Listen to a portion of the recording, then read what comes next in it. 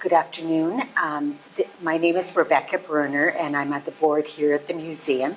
And today we're interviewing Charlotte Severin, who is a longtime Pleasanton resident. I believe you told me you came in 1970? Oh, 1967. 1967 to Pleasanton. Yeah, we came to the Valley in 66 when my husband went into practice. He was a dermatologist and was the first in the Valley. We lived in Livermore for early part of almost a year, but then we found our home in Pleasanton and came here in 1976. And didn't your husband, Jerry, right? Yeah. He, I mean, 1967. Okay. I gave the wrong date. Didn't he work for the VA? He did that later. Oh, okay. But so he was in private practice He first. was in private practice for more than 40 years now. Oh, okay. In Livermore, he had his office and was a dermatologist. Okay. And then he went and worked at the Veterans Hospital in Livermore. Yes, he was asked to do that too. And he was a veteran.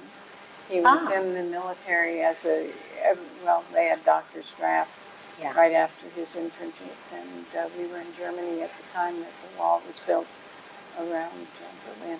So you were already married when he went into service? Yes, yes. Oh. We got married the junior year of our medical school, nursing school. I was at Stanford. I am a professional artist, but I'm also a graduate of the Stanford Medical Nursing School. Okay, and he was of the doctor? Yes, he was a medical student, and this was in San Francisco. The nursing school was there, and then the medical students came up from the campus, and we had a residence there.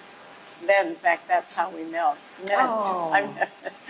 The nurses always invited the new medical students because they did not have a residence and it was Valentine's Day, and we had a reception, and I had come in after practice, after studying, and then I was waiting at the elevator, and I saw this medical student, handsome, going out the front door, and our eyes met, and he turned around and came over, and he said, "Hi, I'm Jerry Severin. Would you like to play ping pong?"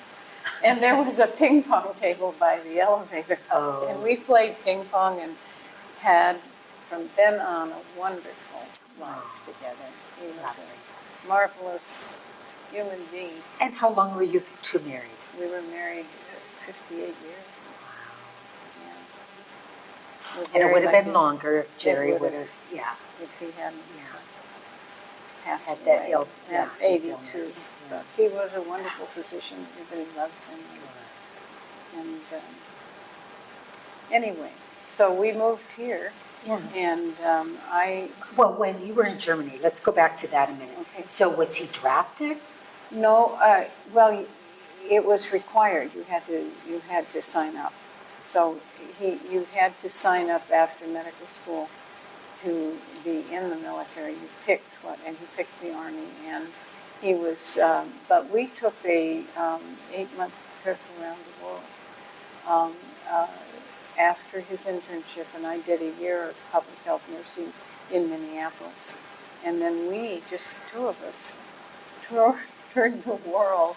They had a ticket from the Pan Am that you could stop wherever you wanted for as long as a year, and we had 8 months, and we went starting in Japan and going around. We were in India at Christmas time. Interesting. And so you planned your whole, I mean, at that time we didn't have the internet to plan where you were going to stay, what you were going to see. It was Pan Am that helped. They had this ticket that you could take and you could stop, and then I could go to a Pan Am office and they would help me plan where we were going next and actually recommend places to stay. And it was a wonderful experience to see the world and understand. Both of us loved travel and we loved people. So. Were you already into art at that time? Oh, yes. I started painting when I was 11. My grandfather was a professional artist from Germany, and he came to Chicago. In fact, that's where I was born. My mother, but we moved from there to Arizona when I was 2. But anyway, my grandfather was a professional decorator of theaters and all in Chicago. And when I was 11, he had passed away and had said he wanted me. I was always interested in drawing and things from the time I was 5. And he was an oil painter, and he said, I want Charlotte to have my oil paints. So I inherited his oil paints, and there was a physician, I'm not a physician, but an artist in El Cerrito, where we live, who offered to teach 3 of us teenagers. I was the youngest. One was 12, and I was 11. And, well, I turned 12, and the other person was 13, and then one was 16. And we learned to paint from setting up still lifes and on cardboard with sheet, old pieces of sheet glued to them and gessoed white. And we would sketch and do these. I have some, I hope to show you them. Yeah. I have some of my early oil paintings with the drapery and maybe still life of fruit or or there would be flowers. And then I went to the College of Arts and Crafts after these lessons stopped. I went on the bus from El Cerrito to Oakland to learn to paint on location. I liked painting on location. And so I was an oil painter until we moved here. When we were in Germany, a group of the officers' wives hired a German artist, and we painted scenes there. I did some of Yosemite for Jerry's grandmother when I was there, and so I have some of those early oil paintings. But when we came here, I discovered that there were a whole group of watercolorists that painted on location, and I loved painting on location. And Jade Fawn was a fabulous watercolorist, and he was teaching in our valley, and he had lessons on a week or 2 weeks in the summertime at Asilomar. And so I got to go every year for 5 days or sometimes 10 and painted on location the Carmel Mission, the ocean, the wonderful scenery there. And so that's how I became a watercolorist, and I am still painting and teaching. This is my 30th year of teaching watercolor at the firehouse. I started at the senior center when it opened. And so this is the 30th year of the firehouse, of the senior center. And it's my 30th year of teaching. And some people have been with me almost that long. Yeah. But I started teaching, I was a school nurse, and I also started teaching art in the schools at that time. And I have DVDs that are in the, I guess they're all DVDs, in all the libraries and in the public schools. I donated of my 4 major lessons, starting out with watercolor in this. So you changed to watercolor just because of that's what was happening in the valley? Well, yes, because I really thought for traveling on location, taking oil paints with you, it's very hard for them to dry. And I loved it, and I loved the fact that Jade Fawn was the teacher. He was excellent. And so I'm teaching watercolor. But I could still do oil, and I could still do acrylic. And anyway. But that's your... Okay. So, but you became a nurse as well, just because that was what I majored in at Stanford. It was a 5-year program. I became a public health nurse and a school health consultant. And I worked for 26 years in the Pleasanton School District as a school nurse. But then I also taught art as a side thing. Okay. It was, and it was wonderful to be here. And when we first moved to Pleasanton, I met Mayor Girton, and he said, "Oh, you're an artist." He said, "I have a dream." And he had purchased the property across from the Pleasanton Hotel that was adjacent to the cheese factory wall. And he said, "I have a wall And I have always wanted to have a mural of the early scenes of Pleasanton. We don't have any murals, and this was the very first public art. And I said, sure, I would help him. And he said, maybe we could have a contest. And so we worked out a contest, and Helen Weaver was teaching art. In fact, I started taking oil painting in Livermore schools from Helen Weaver, and she had a friend also, and the two of them worked out a plan, and it won. We had a competition, and they won. For what the art was going to be? For what the art was going to be, Okay. But it was going to be put on the wall by local artists. Okay. And so we also got someone who would snap line the artwork onto that wall, and it's a big wall. Yeah. If you go down Main Street and at the Pleasanton Hotel, you turn right into the parking lot behind what was the cheese factory and now is businesses. You'll see in the parking lot this huge wall, and that wall we have painted 3 times. Oh. But this is the last time. I'm not. It's very, very much a lot of work to. Yeah. We have some of my students help, and one of them, Steve Barkery, had brought a platform that we could do the sky. But it's quite beautiful. I mean, we had done the sky, but you had to get on ladders.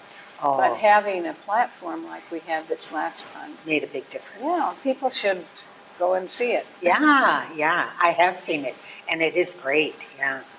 Yeah, it But- shows the early train station and the old way they used to bring the hoses for fire, protection and all the rest. So anyway, that was my major first involvement in Pleasanton, and then I had been involved in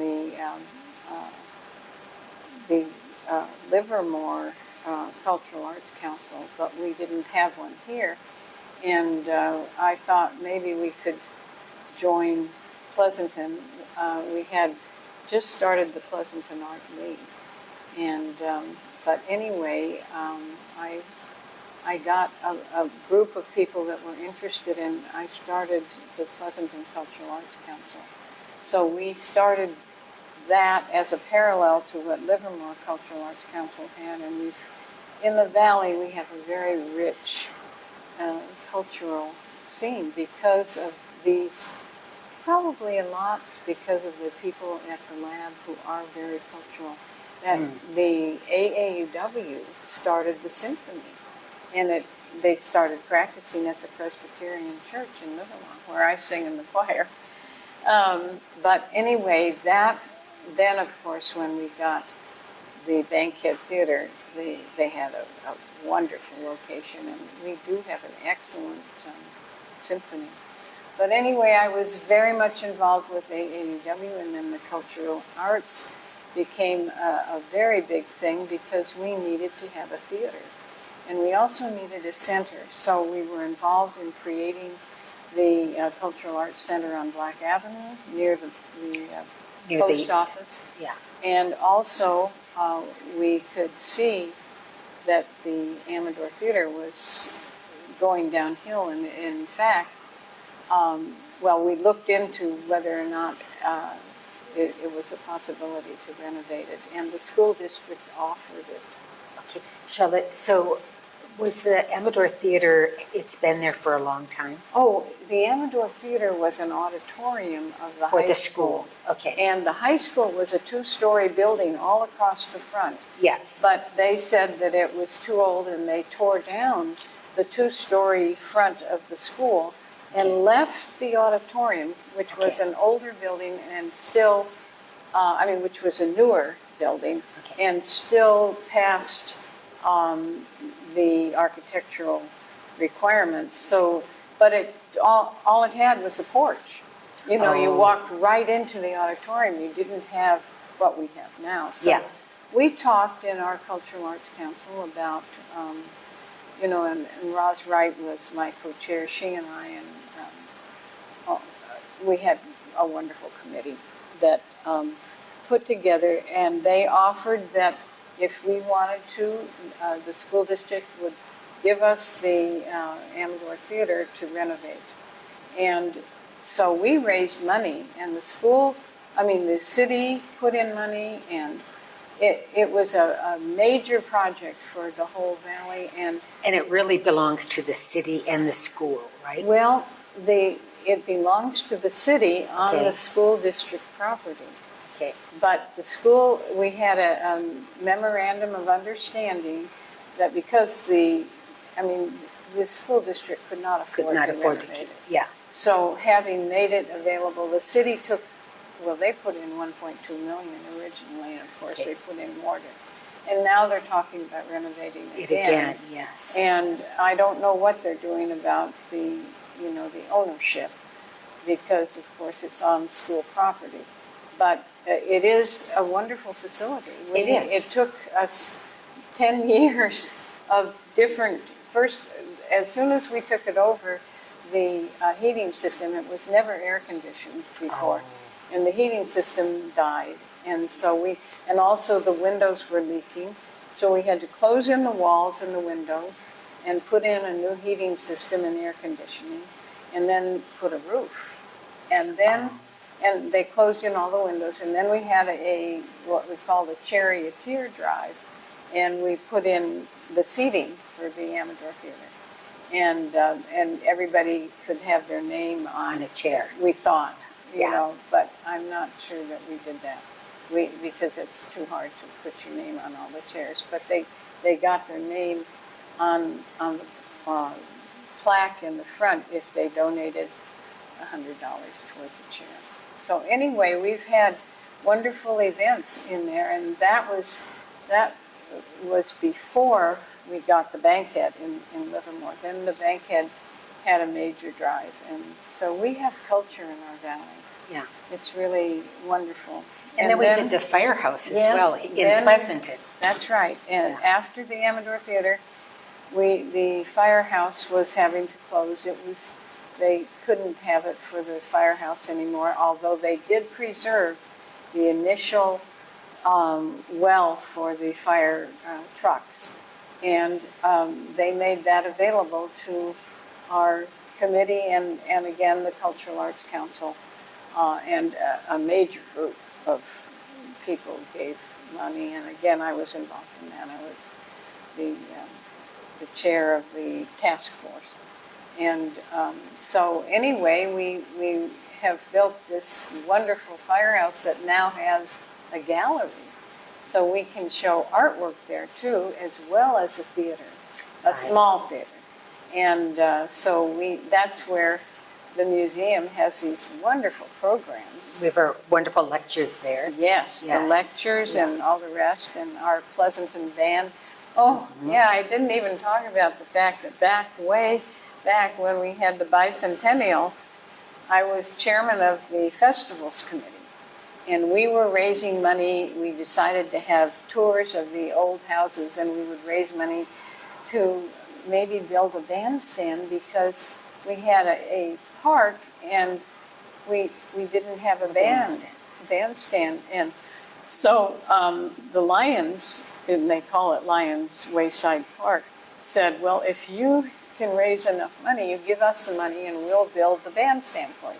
So it was a combined effort between the Lions Club and our bicentennial committee. And we had like 9 different projects as part of the bicentennial. But our very proud outcome of that is the Pleasanton Band, because Bill Herlihy said to me, who was a neighbor of mine, if you have a bandstand, Charlotte, what about a band? And I said, oh, you're absolutely right. So I went to talk to the director of music, and the evening program said we could use the band room. The band said that we could start a band using the Amador Band room? Yes. And Jerry Lipinski, who was a music director in Dublin, was our first director. But in the end, we ended up with Bob Williams, who just now retired. Right. After his 38 years of and he's 90. He Yes. retired at 90. So we've had a wonderful run of a fabulous band, and it has been performing in the firehouse, and also every year on the 4th of July, as you know, at the Bicentennial Park. And at the farmer's market every now and then. And Yes. Yes, it's a great band. And for the, out in front of the Veterans Building. Yeah. And for any number of events out at the Alden Lane Nursery. Yeah. We have a wonderful valley with all kinds of people willing to volunteer their time. Nobody has given more than you. Oh.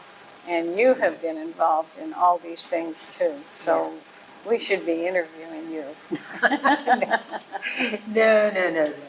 But, okay, so yes, you've just been so busy and have done so much for the city, and, you know, and then with your art, as well as your leadership. It's been amazing. I know we have, here at the museum, we at least once a year have a Pleasanton Art League exhibit, and you always have your pictures here, and we have a great relationship with the Pleasanton Art League. And yes, the Art League has a show right now at the firehouse. I have a painting there, yeah, and I call it A New Day. It's the sun bursting on this unusual paper called Yupo. It's a plastic printer's paper, but you can get wonderful texture. So it's a painting about this big, and it has the sun bursting into a new day. sounds But lovely. I have 10 paintings at the Livermore Library right now. It's a group that we put together.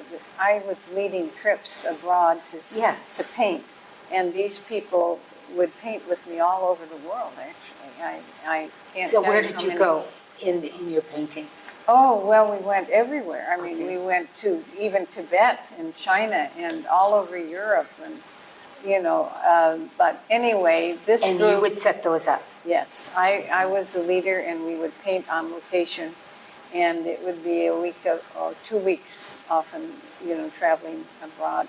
And this group then ended up, we call them Tri-Valley Traveling Artists, and we used to go up every year to Mendocino to paint too, and then paint in the valley. But the show that's at the Livermore Library, the major library, they have a wall that they dedicate to art, has the Tri-Valley Traveling Artists, and I have 10 paintings of local scenes there.